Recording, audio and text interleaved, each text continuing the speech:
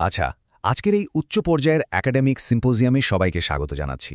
আমরা আজ benign bowel ডিসঅর্ডারগুলোর জটিল প্যাথোফিজিওলজি আর এর সার্জিক্যাল ম্যানেজমেন্ট নিয়ে একদম ডিপ টাইপ দিতে যাচ্ছি। একজন অ্যাটেন্ডিং ফিজিশিয়ানের দৃষ্টিকোণ থেকে যদি বলি, আজকের এই এক্সপ্লেইনার সেশনটি গ্যাস্ট্রোইন্টেস্টাইনাল সার্জারির অত্যন্ত সূক্ষ্ম আর ক্রিটিক্যাল বিষয়গুলোর একটা কমপ্লিট ম্যাপ আমাদের সামনে তুলে ধরবে। আমাদের আজকের সুনির্দিষ্ট কারিকুলাম ভিত্তিক মডিউলগুলোর দিকে যদি তাকাই, এখানে থাকছে স্টোমা ও fecal fistula, short bowel syndrome, diverticular রোগ, ইনফ্ল্যামেটরি বাওয়েল ডিজিজ বা আইবিডি প্রোফাইলিং, অন্ত্রের যক্ষা এবং সবশেষে একটা কুইক সার্জিক্যাল রিভিশন। এই সুশৃঙ্খল আঠামোটি আমাদের সার্জিক্যাল প্রোটোকলগুলোর একটা লসলেস রিভিউ নিশ্চিত করবে, মানে কোনো গুরুত্বপূর্ণ তথ্যই আমাদের চোখে রাবে না। তো চলুন সরাসরি মূল আলোচনায় প্রবেশ করা যাক। আমাদের প্রথম টপিক সার্জিক্যাল ডাইভার্জন বা স্টোমার অ্যানাটমিক্যাল এবং ফাংশনাল ক্লাসিফিকেশন। স্টোমা জিনিসটা আসলে কি? একদম টেকনিক্যালি বললে, অস্ত্রোপচারের মাধ্যমে অন্ত্রের একটা অংশকে পেটের প্রাচীরের বাইরে এনে তৈরি করা ছিদ্র। এটা সাময়িক ডাইভার্শন হতে পারে, আবার অন্ত্রজোড়া লাগানো অসম্ভব হলে স্থায়ী পথ হিসেবেও কাজ করে। ক্লিনিক্যাল প্রেক্ষাপটে এর দুটো রূপ খুব প্রাসঙ্গিক। যেমন ধরুন, কোলোরেক্টাল অ্যানাস্টোমোসিসকে প্রোটেক্ট করার জন্য আমরা তৈরি করি টেম্পোরারি প্রক্সিমাল ইলিওস্টোমি। অন্যদিকে মলদার বা অ্যানাল ভার্জ থেকে 5 সেন্টিমিটারের কম দূরত্বে, এই দূরত্বটা কিন্তু অত্যন্ত ক্রিটিক্যাল থাকা রেকটাল কার্সিনোমার ক্ষেত্রে যখন অ্যাবডোমেনোপেরিনিয়াল রিসেকশন বা এপিআর করা হয়, তখন কিন্তু আর ধারাবাহিকতা বজায় রাখা সম্ভব হয় না। ফলে একটা পার্মানেন্ট এন্ড কোলোস্টোমি তৈরি করতেই হয়। এবার ইলিওস্টোমি আর কোলোস্টোমির ক্লিনিক্যাল বৈশিষ্ট্যের সবচেয়ে জরুরি পার্থক্যটায় আসা যাক। ইলিওস্টোমি সাধারণত পাউটিং বা একটু বাইরের দিকে প্রক্ষিপ্ত থাকে। কেন? কারণ এই পাউটিং কাঠামোটি হাই ভলিউম লিকুইড আউটপুটকে সরাসরি ব্যাগে পাঠিয়ে দেয়, ফলে আশপাশের ত্বকের মারাত্মক এক্সকোরিয়েশন বা ছিলে যাওয়া রোধ হয়। কোলোস্টোমির আউটপুট তো আর এমন তরল থাকে না। এর পাশাপাশি সিঙ্গল, ডাবল ব্যারেল এবং লুপ স্টোমা শনাক্ত করার ক্লাসিক নিয়মগুলো একদম ক্লিয়ার কাট। ছিদ্রের সংখ্যা আর তারা একে অপরের সাথে যুক্ত কিনা সেটা দেখলেই স্টোমার ধরন নিখুঁতভাবে বলে দেওয়া যায়। যে কোনো সার্জারির মতোই স্টোমারও কিছু কমপ্লিকেশনস আছে। ফ্যাশিয়াল ভাস্কুলার কম্প্রোমাইজের কারণে নেক্রোসিস হল এর সবচেয়ে আর্লি আর এমার্জেন্সি কমপ্লিকেশন। তবে ওভারঅল সবচেয়ে বেশি ফেস করতে হয় ত্বকের এক্সকোরিয়েশন। আর লং টার্ম কমপ্লিকেশনের কথা যদি বলি, বিশেষ করে লুপ কোলোস্টোমিতে প্যারাস্টোমাল হার্নিয়া হল সবচেয়ে কমন। এই হার্নিয়া রিপেয়ার করতে পরবর্তীতে প্রায়শই মেশ বা জালি বসানোর দরকার পড়ে। স্টোমা থেকে এবার আমরা এন্টেরোকিউটেনিয়াস ফিস্টুলার দিকে শিফট করছি। এর ম্যানেজমেন্টে অত্যন্ত চমৎকার একটি প্রোটোকল হল স্ন্যাপ বা SNAP, স্কিন ও সেপসিস কন্ট্রোল, নিউট্রিশন, অ্যানাটমি এবং সবশেষে প্ল্যান্ড প্রসিডিও। এখানে টোটাল প্যারেন্টেরোর নিউট্রিশন বা TPN এর ভূমিকা জাস্ট অনস্বীকার্য। এর সাথে হাই আউটপুট অর্থাৎ দিনে 500 সিসির বেশি নিঃসরণ এবং লো আউটপুট মানে 200 সিসির কম নিঃসরণ হওয়া ফিস্টুলার ক্লিনিক্যাল ডিফারেন্সটা বুঝতে হবে। কারণ লো আউটপুট ফিস্টুলাগুলো কিন্তু নিজে নিজেই সেরে ওঠার চান্স অনেক বেশি রাখে। কিন্তু কোন ফ্যাক্টরগুলো এই ফিস্টুলাকে নিজে নিজে বন্ধ হতে বাধা দেয়? এটা মনে রাখার দারুণ একটা উপায় হল ফ্রেন্ড বা FRIEND mnemonic. Foreign body, radiation, inflammation বা ইনফেকশন, এপিথিলিয়ালাইজেশন, নিওপ্লাজম এবং ডিস্টাল অবস্ট্রাকশন, এই প্রত্যেকটা জিনিস ফিস্টুলাকে ওপেন রাখে। বিশেষ করে ইনফ্লামেটরি বয়েল ডিজিজ থাকলে শরীরের ভেতরের পরিবেশটা এতটাই প্রতিকূল হয়ে ওঠে যে হিলিংয়ে চরম বাধা তৈরি হয় আর শেষমেশ খুব কমপ্লেক্স সার্জিক্যাল ইন্টারভেনশনের দিকে যেতে হয়। আমাদের ক্লিনিক্যাল ফোকাস এবার ম্যালঅ্যাবজর্পটিভ স্টেট বা শোষণজনিত ঘাটতিগুলোর দিকে শিফট করছি। চলুন শর্ট বাওয়েল সিন্ড্রোমের অ্যাডভান্সড প্যাথোফিজিওলজিটা দেখে নিই।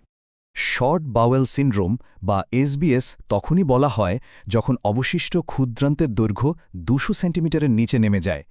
যাদের ক্ষেত্রে এটা 100 সেন্টিমিটারেরও নিচে চলে আসে, যা স্বাভাবিক অ্যানাটমির তুলনায় একটা চরম বিপজ্জনক অবস্থা, তাদের আমরা বলি নেট সিক্রেটর, কারণ তাদের শরীর যতটুকু শোষণ করে তার চেয়ে বেশি তরল বের করে দেয়।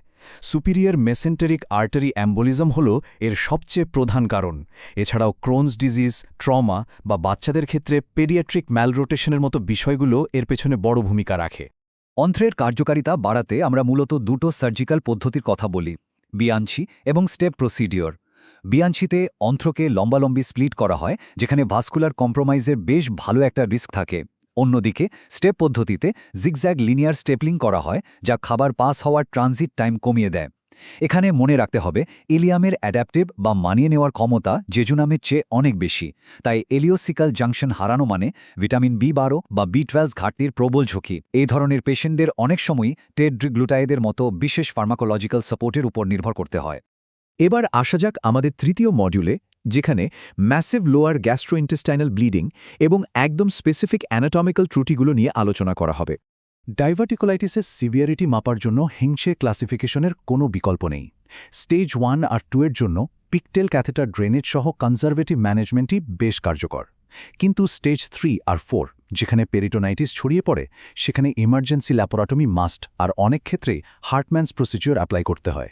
এখানে ডায়াগনস্টিক স্ট্যান্ডার্ড হিসেবে কন্ট্রাস্ট এনহ্যান্সড সিটি স্ক্যান বা সিইসিটি ইউজ করা হয়। মনে রাখা জরুরি, পারফোরেশনের রিস্ক থাকায় বেরিয়াম এনিমা এখানে পুরোপুরি অ্যাভয়েড করতে হবে। ম্যাসিভ লোয়ার জিআই ব্লিডিংয়ের প্রধান কারণই হল ডায়াবেটিকুলার ডিজিজ। যদিও এটা বাম দিকের কোলনে বেশি হয়, কিন্তু ব্লিডিংয়ের প্রবণতা সবচেয়ে বেশি থাকে সুপিরিয়র মেসেন্টারিক আর্টারির শাখা থেকে সাপ্লাই পাওয়ার ডান দিকের ফলস ডায়াবেটিকুলাগুলোতে। দ্বিতীয় প্রধান কারণ হল অ্যাঞ্জিওডিসপ্লাসিয়া। বয়স্ক মানুষদের সিকামেটা বেশি পাওয়া যায়। এর সাথে আবার অ্যাওর্টিক স্ট্যানোসিসের একটা স্পেসিফিক সম্পর্ক আছে, যাকে আমরা বলি হেইট সিন্ড্রোম। এর ম্যানেজমেন্টে প্রধানত এন্ডোস্কোপিক কোয়াগুলেশনের উপরই জোর দেওয়া হয়। হেমাটোকেজিয়া বা লোয়ার জিআই ব্লিডিংয়ের ক্ষেত্রে আমাদের খুব স্ট্রিক্ট একটা অ্যালগোরিথমিক প্রোটোকল ফলো করতে হয়। পেশেন্টকে হেমোডাইনামিক্যালি স্টেবল করার পর প্রথম কাজই হল অ্যানোরেক্টাল কারণগুলো এক্সক্লুড করা। এরপর আসে কোলোনোস্কোপি, কিন্তু কোলোনোস্কোপি নর্মাল থাকলে খুব র্যাপিড আপার জিআই ব্লিডিংয়ের পসিবিলিটি রুল আউট করতে হবে। এরপরও সোর্স না পেলে অবস্কিউর স্মল বাউল সোর্সগুলো খুঁজতে ক্যাপসিউল অ্যান্ডোস্কোপি বা সিটি অ্যাঞ্জিওগ্রাফির হেল্প নিতে হবে। অবস্কিউর বা অদৃশ্য গ্যাস্ট্রোইন্টেস্টাইনাল ব্লিডিং স্পট ধরার ক্ষেত্রে টেকনিশিয়াম 99M পার্টেকনেট স্ক্যান একটা সত্যিকারের গেম চেঞ্জার। এর ডায়াগনস্টিক সেন্সিটিভিটি এতটাই শার্প যে এটা প্রতি মিনিটে জাস্ট 0.1 মিলিলিটার, মাত্র 0.1 মিলিলিটার রেটের অতি সূক্ষ্ম ব্লিডিংও একেবারে নিখুঁতভাবে ডিটেক্ট করতে পারে। আমাদের পরের টপিক হল ক্রনিক মিউকোজাল এবং ট্রান্সমিউরাল ইনফ্লেমেশনের ডেফিনেটিভ হিস্টোপ্যাথোলজিক্যাল এবং ক্লিনিক্যাল প্রোফাইলিং। ক্রোনস ডিজিজ আর আলসারেটিভ কোলাইটিসের একটা মাস্টার ক্লাস কম্প্যারিজন করা যাক। ক্রোনস ডিজিজে আমরা পাই ট্রান্সমিউরাল স্কেপ লিশন, কবলস্টোন মিউকোসা এবং NOD2 বা CARD15 জেনেটিক লিঙ্ক। এর উল্টো দিকে আলসারেটিভ কোলাইটিসে অন্ত্রের দেয়ালের শুধু মিউকোসা আর সাবমিউকোসায় কন্টিনিউয়াস ইনভলভমেন্ট থাকে, আর সাথে থাকে ব্যাকওয়াশ আইলিয়াইটিস। সবচেয়ে ক্রিটিক্যাল পার্থক্য হল আলসারেটিভ কোলাইটিসে যে পাউচ বা ইলিয়াল পাউচ অ্যানাল অ্যানাস্টোমোসিসের মাধ্যমে টোটাল প্রক্টোকোল্যাক্টমি করে একেবারে চূড়ান্ত নিরাময় সম্ভব, যা ক্রোনস ডিজিজে কোনোভাবেই পসিবল না। টক্সিক মেগাকোলনের ক্ষেত্রে ডেঞ্জার জোনটা শুরু হয় যখন কোলনের ব্যাস 6 সেন্টিমিটার ক্রস করে। এটা একটা মারাত্মক ফুলমিনেন্ট কমপ্লিকেশন, যা ক্রোনসের চেয়ে আলসারেটিভ কোলাইটিসেই তুলনামূলকভাবে বেশি দেখা যায়। এই অবস্থায় পেশেন্টকে বাঁচাতে খুব অ্যাগ্রেসিভ ডিকম্প্রেশন আর ক্ষেত্রবিশেষে ইমার্জেন্সি সার্জারি করা ছাড়া সত্যি কোনো উপায় থাকে না। আইবিডি শুধু অন্ত্রের রোগ নয়, এর সিস্টেমিক এফেক্টও মারাত্মক। এরিথেমা নোডোসাম, পায়োডার্মা গ্যাংগ্রেনোসাম বা ক্যালসিয়াম অক্সালেট স্টোনের মতো ডার্মাটোলজিক বা রেনাল ইস্যুগুলো দেখা যায়। কিন্তু এখানে সবচেয়ে ইম্পর্ট্যান্ট টেকঅ্যাওয়ে হল প্রাইমারি স্ক্লেরোজিং কোলানজাইটিস এবং অ্যানকাইলোজিং স্পন্ডিলাইটিস। এই দুটো কন্ডিশন এতটাই জেদি যে পুরো অন্ত্র কেটে ফেলার পর, মানে ডেফিনেটিভ বাওয়েল রিসেকশনের পরেও এগুলো শরীর থেকে যায় না। এবার গ্র্যানুলোমাটাস আর ইনফেকশাস প্যাথোলজিগুলোর দিকে ফোকাস করা যাক, যেখানে মরফোলজিক্যাল প্যাটার্ন আইডেন্টিফাই করাটা ডায়াগনোসিসের জন্য একদম ক্রুশাল। টার্মিনাল ইলিয়ামে টিউবারকুলাস আলসারের শেপটা হয় ট্রান্সভার্স বা আড়াআড়ি। এটা যখন হিল হয় তখন স্ট্রিকচার তৈরি করে আর ইমেজিংয়ে classic string sign of Kantor বা গুজনেক ডিফর্মিটি দেখায়। অন্যদিকে টাইফয়েড আলসারের ওরিয়েন্টেশন হয় লঙ্গিটিউডিনাল বা লম্বালম্বি, আর এই টাইফয়েড আলসার সংক্রমণের দ্বিতীয় বা তৃতীয় সপ্তাহে পারফোরেট বা ছিদ্র হয়ে যাওয়ার জন্য মারাত্মকভাবে কুখ্যাত, যার জন্য সাথে সাথে ল্যাপারোটমি লাগে। এবং এই পয়েন্টগুলোই আমাদের আজকের চমৎকার পর্যালোচনার কোর কনসেপ্টগুলোকে হাইলাইট করে। চলুন একেবারে শেষ ধাপে অত্যন্ত হাই ডেন্সিটি ক্লিনিক্যাল ডেটাগুলো একটু র্যাপিড রিভিশন দিয়ে নিই। এই ফাইনাল রিভিশন টেবিলে একদম লসলেসভাবে কোর ডেটাগুলো সামারাইজ করা হয়েছে। স্টোমার সবচেয়ে কমন কমপ্লিকেশন হল এক্সকোরিয়েশন, শর্ট বাউল সিন্ড্রোমের থ্রেশহোল্ড 200 সেন্টিমিটারের কম, ম্যাসিভ ব্লিডিংয়ের প্রধান কারণ ডাইভার্টিকুলার ডিজিজ, ডাইভার্টিকুলোসিসে বেরিয়াম চললেও ডাইভার্টিকুলাইটিসে সিসিটি মাস্ট, আর ট্রান্সভার্স বনাম লঙ্গিচুডিনাল আলসারের প্যাথোলজি, এই ডিসক্রিট মেট্রিক্সগুলোই যে কোনো গ্যাস্ট্রোইন্টেস্টাইনাল সার্জিক্যাল মূল্যায়নের সবচেয়ে সলিড ভিত্তি হিসেবে কাজ করে। আজকের এই হাইল্ড একাডেমিক সেশনের একেবারে শেষে এসে একটা অত্যন্ত প্রভোকেটিভ প্রশ্ন রেখে যেতে চাই। অন্ত্রের এই প্যাথোফিজিওলজিক্যাল রিমডেলিং সম্পর্কে আমাদের জ্ঞান তো প্রতিনিয়ত বাড়ছে, তাহলে এই অন্ত্রের অ্যাডাপ্টেশন বা অভিযোজন ক্ষমতা নিয়ে আমাদের এই বিকশিত ধারণা ভবিষ্যতে সার্জিক্যাল গ্যাস্ট্রোএন্টেরোলজির লিমিটেশনস আর বাওয়েল লেংথেনিংয়ের কনসেপ্টকে ঠিক কতটা বদলে দেবে? এই প্রশ্নটার উত্তর হয়তো ভবিষ্যৎ সার্জারির নতুন কোনো দিগন্ত খুলে দেবে। সবাইকে অসংখ্য ধন্যবাদ আমাদের আজকের এই ইন্টেন্সিভ বিশ্লেষণের সাথে থাকার জন্য।